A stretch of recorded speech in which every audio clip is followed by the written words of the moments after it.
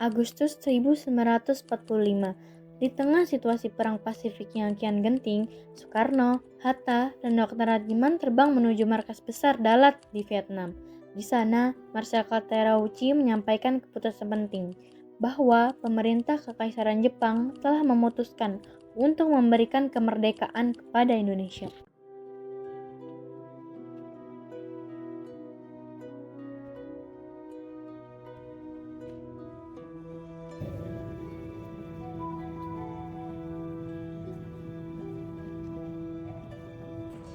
Kami datang sesuai perintah Yang Mulia Marsikal untuk mendengar maksud pertemuan ini. 戦争は沖縄返還をもたらした。それゆえ、帝国政府はインドネシアの独立を認めることを決定した。 Kapan kemerdekaan itu akan diumumkan? ご準備が整い次第、日本政府は実用インドネシア国民自身によります。 Jadi, apakah ini artinya Jepang menyerah dengan sekutu? 戦時下、君たちが知るべきことはただ一つ。皇帝がインドネシアの独立を君たちに託したということで。 Kami akan melaksanakan amanat itu Marsikal. Atas nama rakyat Indonesia, kami berterima kasih atas kesempatan ini.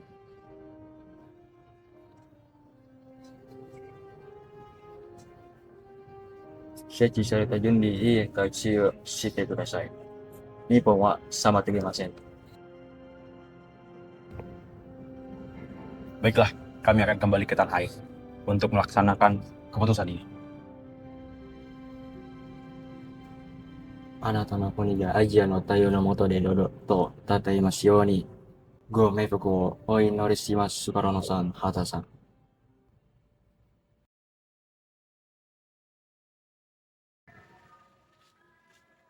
Jadi, Bung Karno dan Bung Hatta sungguh pergi ke Dalat.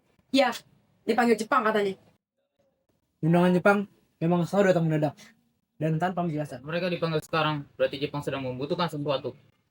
Yang jelas, ini bukan kebetulan. Tapi, sampai sekarang belum ada kabar apa-apa. Justru keadaan seperti ini yang sengaja dibuat, supaya kita ragu untuk bergerak. Tetapi kita juga tidak bisa bertindak tanpa pegangan. Pegangan kita hanya satu, membaca keadaan sebaik mungkin. Kalau begitu, kita harus bagaimana? Bergerak sekarang terlalu beresiko. Kita harus bersiap, karena Jepang tidak akan menuntut kabar selamanya. Cepat atau lambat, kabar itu juga akan sampai kepada kita. Saya pulang dulu, dan kita berbicara lain waktu. Di Jakarta, Sultan Syahrir terus memantau pergerakan dunia melalui siaran radio asing. Di tengah gemuruh statis, sebuah berita besar tertangkap. Bom atom telah dijatuhkan di Hiroshima dan Jepang diprediksi akan segera menyerah tanpa syarat. Menyadari momentum emas ini, Syahrir segera menemui Soekarno dan Hatta untuk mendesak agar kemerdekaan segera diproklamasikan tanpa menunggu izin dari pihak Jepang.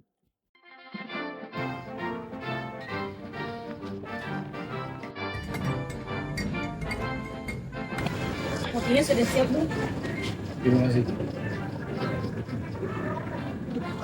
The Japanese city of Hiroshima, approximately the size of Memphis or Seattle or Rochester, New York, no longer exists.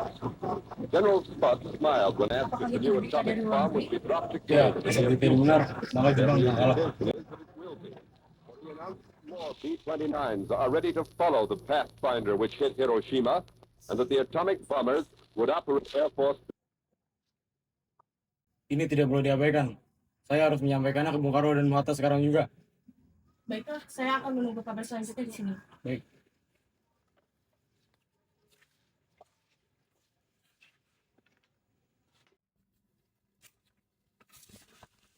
Untuk apa saya dipanggil ke sini? Bung Syahad ingin berbicara dengan Anda, Pak. Bung Karno, Bung Hatta, Jepang sudah menyerah. Menyerah? Saya dengar dari radio, Jepang menyerah tanpa syarat. Dengan ini, perang telah usai. Anda dengar dari mana, Bung? Radio asing? Ya, karena Jepang tidak akan mengumumkannya ke sini. Ini saatnya, Bung. Indonesia harus menyatakan kemerdekaan sekarang juga. Bukan besok, dan bukan lewat PPKI. Syahrir, tentara Jepang masih bersenjata. Kalau kita salah langkah, rakyat akan jadi korban. Justru karena itu, Bung. Jika kita menunggu Jepang, kemerdekaan kita akan dianggap sebagai hadiah. kita tidak bisa bertindak tanpa perhitungan, Bung. Satu kesalahan kecil saja bisa membuat pertumpahan darah bagi bangsa kita. Bung Hatta, darah akan bertumpah jika kita diam. Para sekutu akan datang. Jika Indonesia belum merdeka, maka Indonesia akan dianggap sebagai wilayah yang kalah perang. Saya tidak mau kemerdekaan Indonesia dimulai dengan pembantaian. Dan saya tidak mau kemerdekaan kita dimulai atas izin dari Jepang. Kita akan mempertimbangkannya, Bung. Sudah tidak ada waktu untuk dipertimbangkan.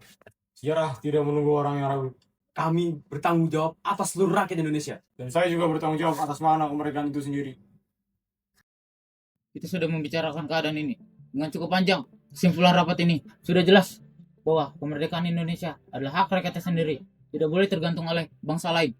Kalau begitu, kita juga harus sepakat bahwa kemerdekaan Indonesia tidak perlu menunggu hasil rapat PPKI. Keputusan ini harus segera disampaikan kepada Bung Karno dan Bung Hatta agar proklamasi dilakukan tanpa menunggu rapat PPKI. Saya akan pergi bersama Darwis ke rumah Bung Karno malam ini untuk menyampaikan hasil keputusan rapat ini secara langsung. Saya ikut denganmu. Ayo pergi sekarang.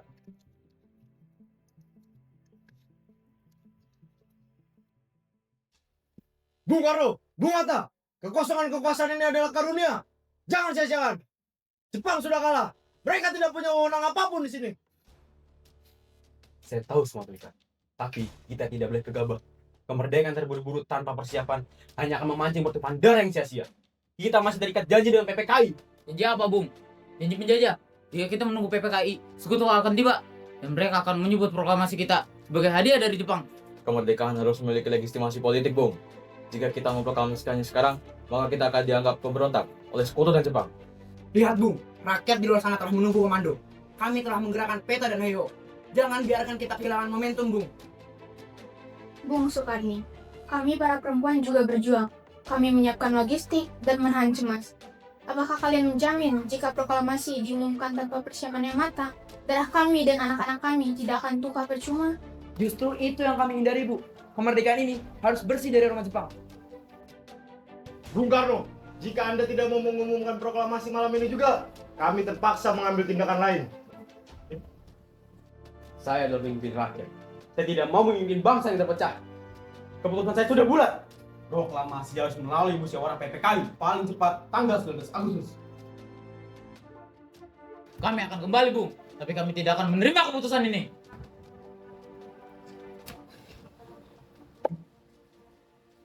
Mereka akan kembali, Bung. Saya tahu, tapi biarlah sejarah mencatat bahwa kita tidak menyerah pada bangsa. Perbedaan pandangan antara golongan tua dan muda memicu ketegangan hebat. Kecewa karena Soekarno tetap ingin melalui prosedur musyawarah PPKI. Para pemuda memutuskan untuk mengambil tindakan radikal. Pada dini hari 16 Agustus 1945, Soekarni dan Wikana membawa paksa Soekarno beserta Fatmawati dan Bayi Guntur, serta Muhammad Hatta menuju Rengas Dengklok. Di sana, di sebuah rumah sederhana, mereka kembali didesak untuk segera memproklamasikan kemerdekaan demi menghindari pengaruh Jepang.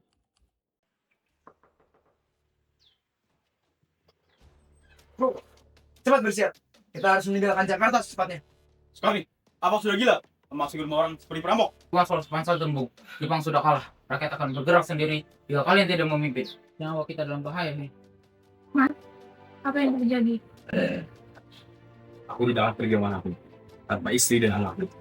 Jika kalian ingin membawaku, maka bawalah mereka juga. Baik, bawa Bupati Fatmawati dan Guntur. Tapi cepat, mobil sudah menunggu penjemputan Bung Hatta.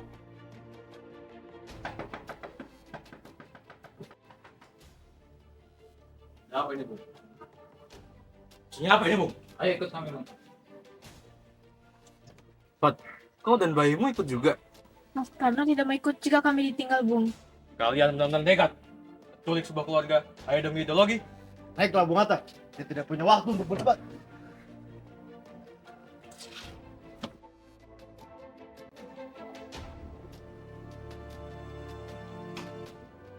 Kalian kira dengan membawa kami sejauh ini, keputusan kami akan berubah? Bung Karno, nyawa kami dipertaruhkan di sini, Bung. Tapi Bung hanya fokus dengan prosedur. Persetan dengan PPKI. Itu organisasi buatan Jepang. Apa Bung mau kemerdekaan Indonesia berfokus pada Jepang? Kemerdekaan tidak lahir dari paksaan. Dan kemerdekaan juga bisa mati karena terlalu banyak pertimbangan. Kalian sedang mempertaruhkan nasib bangsa dengan cara sembrono. Kami mempertaruhkan karena kami juga tahu kesempatan tidak datang 2 kali, Bung. Kami tidak menolak kemerdekaan, Bung. Kami hanya menolak kemerdekaan tanpa pijakannya. Rakyat tidak menunggu pijakan, Bung. Rakyat hanya menunggu keberanian. Keberanian tanpa perhitungan adalah kebodohan.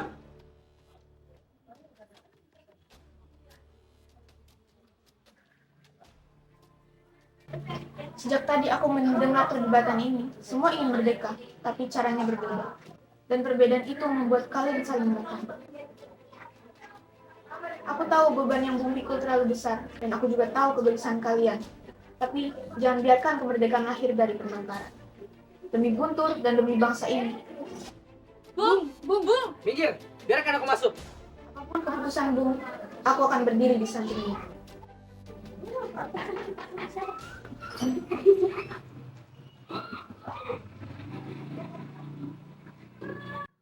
Aku tahu perdebatan ini tidak akan selesai dengan waktu semalam.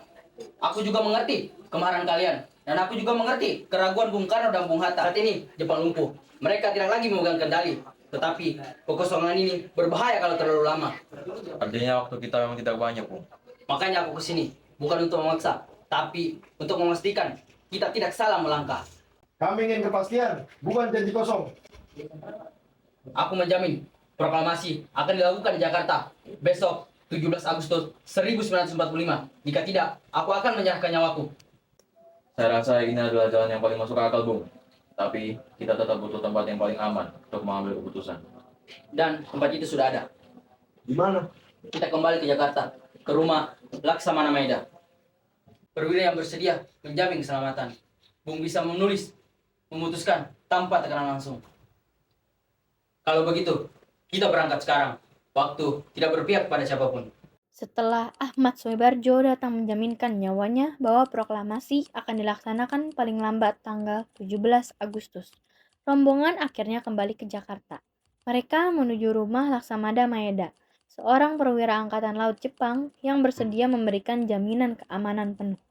Di rumah inilah para pemimpin bangsa mendapat perlindungan untuk merundingkan langkah selanjutnya tanpa gangguan dari tentara Jepang lainnya.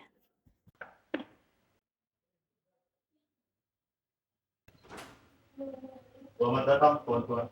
Saya dengar kalian mengalami perjalanan cukup mendalam. Silakan masuk.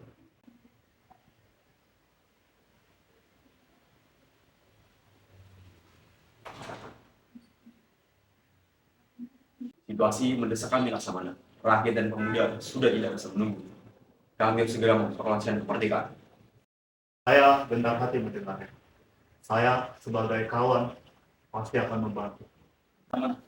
Kami butuh tempat untuk menghentikan ini. Tapi kami khawatir akan gangguan dari Angkatan Darat dan KPT. Jangan khawatir. Saya pastikan rumah ini tidak akan dimasuki oleh tentara Jepang. Dan saya pastikan saya akan jaga pintu gerbang. Terima kasih, Laksamana. Tapi sebelum itu, kami perlu memastikan kembali posisi resmi tentara Jepang. Baiklah, akan saya temani. Apapun hasilnya, tempat ini akan terbuka untuk kalian. Sebelum merumuskan naskah, Soekarno dan Hatta didampingin Maeda mendatangi kantor Somobu untuk menemui Jenderal Nishimura guna menagih janji kemerdekaan. Namun, situasi telah berubah total. Nishimura menyatakan bahwa Jepang kini diperintahkan oleh sekutu untuk menjaga status quo. Jepang dilarang keras mengubah keadaan politik dan tidak lagi diperbolehkan membantu kemerdekaan Indonesia.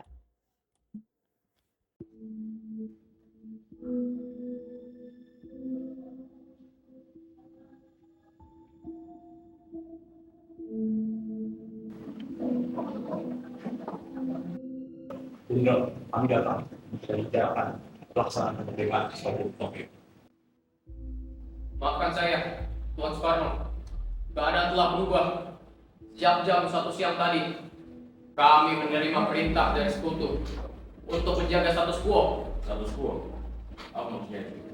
Artinya kami tidak boleh mengubah keadaan politik apapun di Indonesia. Kami dilarang membantu kemerdekaan kalian. Kami sekarang hanyalah alat sekutu. Jadi, kalian kan janji dan akan membiarkan Belanda kembali ke sini. Saya hanya menjalankan perintah. Jika kalian mengadakan rapat PPKI atau memproklamasikan apapun, kami akan bertindak tegas secara militer. Menghadapi penolakan mentah-mentah dari Nishimura, Soekarno dan Hatta menyadari bahwa kemerdekaan harus diraih dengan kekuatan sendiri. Mereka kembali ke rumah Laksamana Maeda yang tetap memegang teguh janji kehormatannya untuk melindungi para tokoh Indonesia. Di ruang makan rumah tersebut, Soekarno, Hatta, dan Soebarjo mulai menyusun teks proklamasi.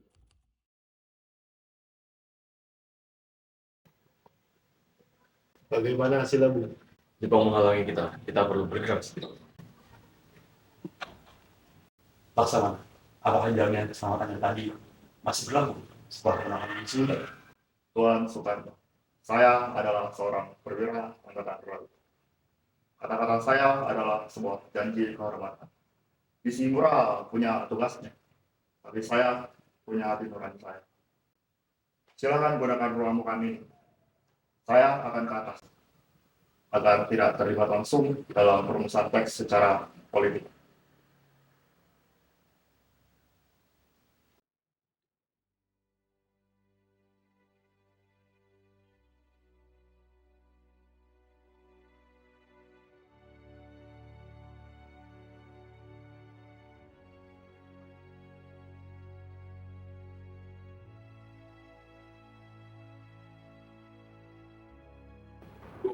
Kita perlu menambahkan penekanan tentang bagaimana cara kekuasaan lebih rakyat semua tahu bahwa ini bukan hanya sekedar pernyataan, tapi ini hal-hal yang mengenai perbedaan kekuasaan dan lain diselenggarakan dengan cara sesama dan dalam tempo yang sesingkat-singkatnya. Saya rasa itu adalah kata yang cocok. Baik, dalam tempo yang sesingkat-singkatnya.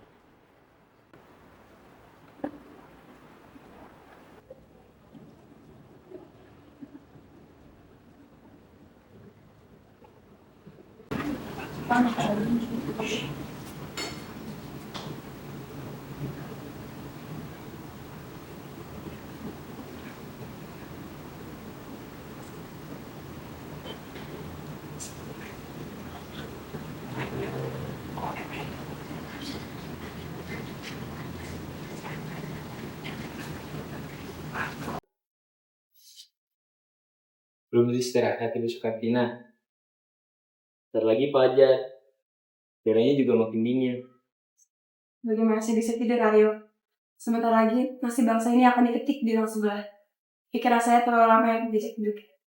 Iya, saya mengerti. Tapi kalau Ibu jatuh sakit, siapa yang akan memastikan hak perempuan masuk dalam rancangan negara baru nanti? Kamu pandai bicara ya? Itu cara kamu menyuruh saya beristirahat? Atau sedang menguji idealisme saya? Tidak keduanya. Hanya saya merasa bangsa ini membutuhkan orang-orang seperti Ibu dalam keadaan bugar. Saya sendiri saja gemetar membayangkan ADS. Komentarnya ke manusiawi, Aryo. Ya tidak boleh ikut berhenti karena takut. Kamu sendiri, kenapa masih di sini? Tugas logistikmu kan sudah selesai sejak tengah malam tadi. Saya merasa kalau saya pulang sekarang, saya akan melewatkan sejarah. Lagi pula, memastikan para pemimpin di sini tetap mendapatkan kopi dan merasa aman. Itu juga bagian dari sejarah kan, Bu?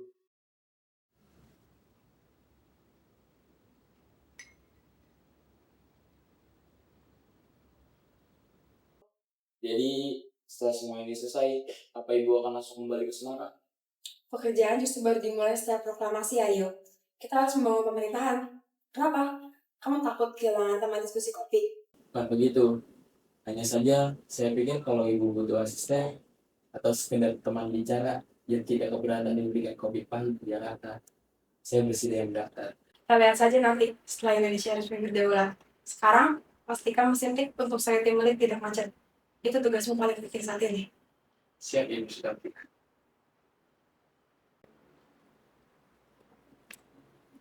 Dan satu lagi, Aryo, jangan panggil saya ibu kalau kita dalam rapat resmi. Terasa terlalu tua untuk diskusi kopi kita. Baik, Siti.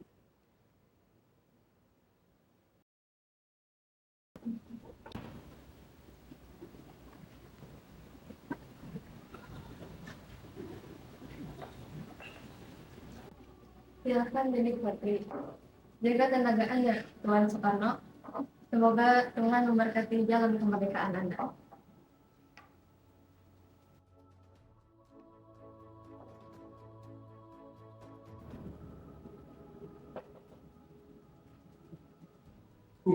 Sebelum Anda tertangani, ada satu hal penting. Kami ingin agar proklamasi ditandatangani atas nama seluruh bangsa Indonesia. Bukan perorangan, bukan golongan, dan juga bukan panitia. Jadi bukan semua yang hadir menandatangani. Tidak, Bu. Cukup Bung Karno dan Bung Hatta. Kalian bukan cuma pahlawan, kalian pemersatu bangsa ini.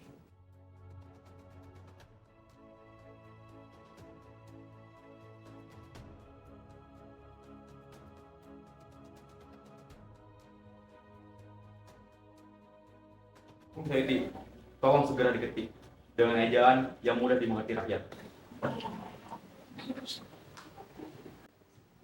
Baik, Bu.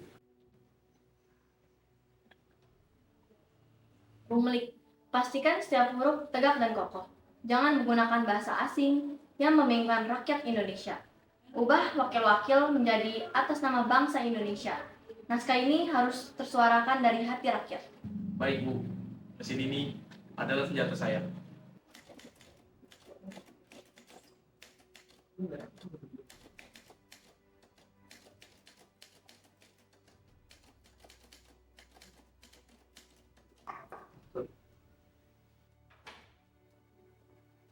Bung Karno, Bung Hatta, kami siap sedia. Jaringan logistik telah berada di beberapa titik. Jika terjadi kerumunan atau insiden, kami akan tangani luka ringan dan evakuasi cepat. Bung Hatta, kami telah mengabarkan kabar ke seluruh Jakarta. Ribuan rakyat telah berkumpul. Kami perlu tahu arahan pengamanan, Bung. Jangan pegang saat timur. Kita perlu menghindari bentrok lapangan. Di sana kita akan lebih aman dan tertib. Baik, Bung. Kami akan mengatur jalur masuk dan titik-titik pengamanan.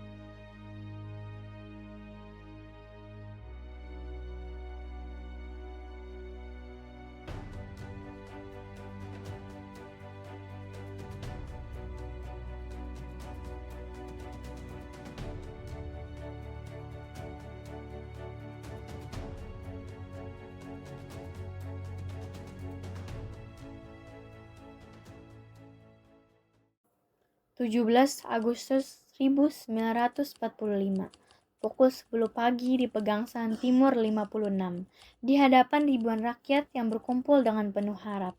Soekarno membacakan naskah proklamasi yang telah disusun semalam suntuk.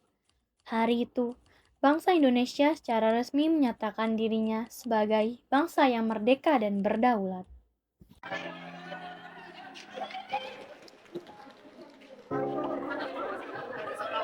Ibu-ibu, bapak-bapak, mari sedikit jalan pada saya belakang ya. Mari kita jaga ketenangan ini agar proses ini berjalan dengan baik.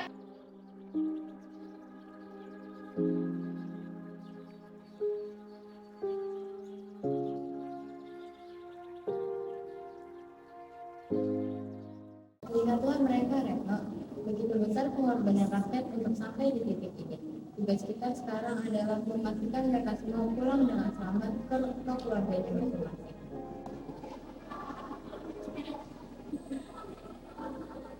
Hari ini bukan hanya adanya oleh kita, tapi juga mengkabar kita sebelumnya. Kami semua yang baik.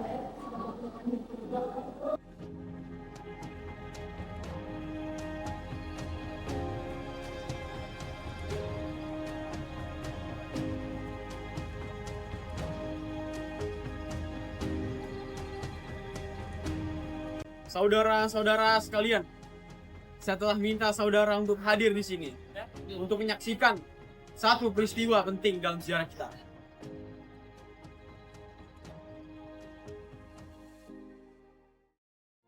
Proklamasi.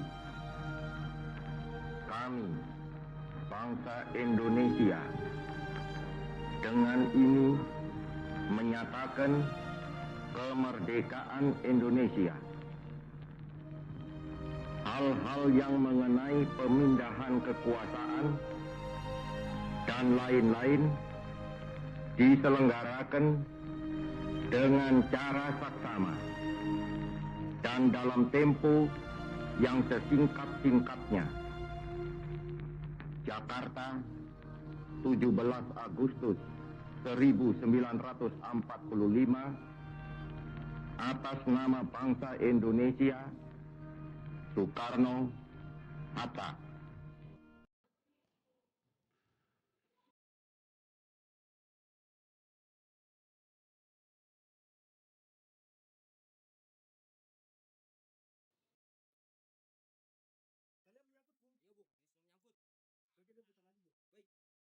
Saya bantu Bu kibarkan bendera ini dengan spot. Baiklah.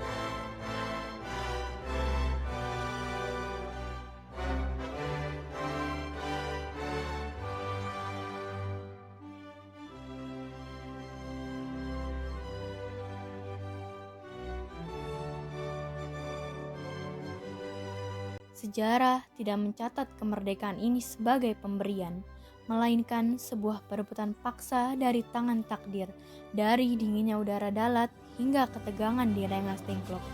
Setiap detik adalah pertaruhan nyawa. Proklamasi bukan sekedar pembacaan teks, ia adalah ledakan keberanian dari sebuah bangsa yang menolak untuk kembali dibelenggu.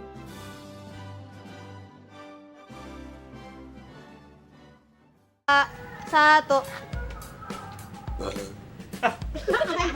Kedengeran kan? Tapi itu ngomong kan? Nggak ngomong. Di Cina ya? Satu. Dia gedebuk-gedebuk banget. Udah.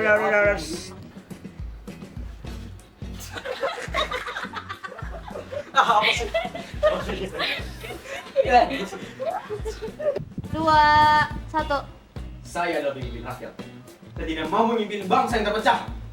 Saya sudah ya apa? Apa dong? Nggak apa-apa. Kami akan menerima Bu. 2, 1. Jadi apa Bung? Jadi penjajah. Jika kita menunggu PPKI, itu akan tiba dan mereka akan menyebut proklamasi kita. 2, 1. Jadi apa Bung? Jadi penjajah. Jika kita menunggu PPKI, sekutu akan. Wah, apa sih lu?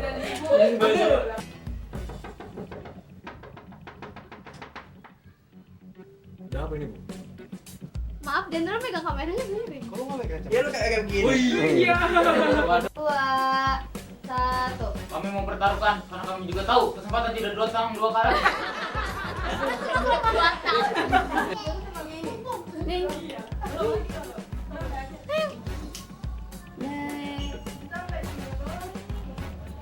Ya udah acting aja ya. Acting aja terus.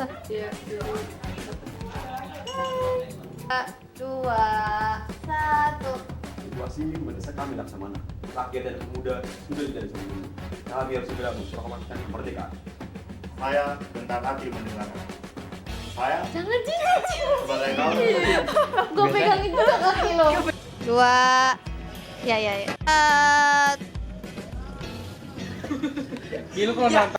3, 2, 1. Saya akan pergi bersama Darwis ke rumah Bung Karno malam ini untuk menyampaikan keputusan rapat ini secara langsung.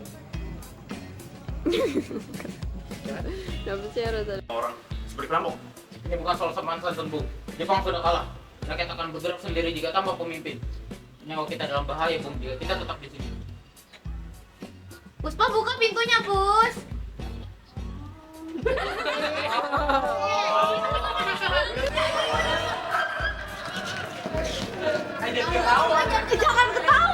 Dua.